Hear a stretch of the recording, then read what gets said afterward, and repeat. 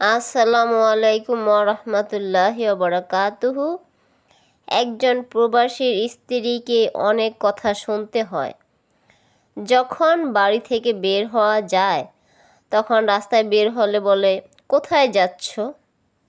অনেকের দরকার থাকতে পারে বাবার বাড়ি যাওয়ার, বা অনেকের মার্কেট করার দরকার থাকতে পারে, বা অনেকের কাঁচা তরি কিনে আনতে হবে, সেই জন্য যাওয়া দরকার। অথচ বাড়ির আশেপাশের পরিবেশের মানুষগুলো ভাবে অন্য মাইন্ডে, খারাপ দৃষ্টিতে দেখে এবং খারাপ অনুভূতি করে।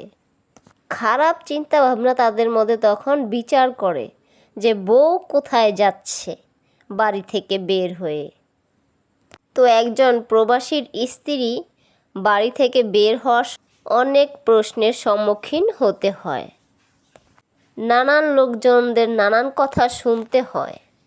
আর যদি স্বামী বাড়িতে থাকতো তাহলে এই বিভিন্ন ধরনের কাজগুলো স্বামীরাই করতো। আবার অনেক ক্ষেত্রে স্বামীরা করে না, বলে যে তোমার কাজ তুমি করে নিয়ে এসো, তোমার যেটা পছন্দ হয় সেটাই তুমি করো।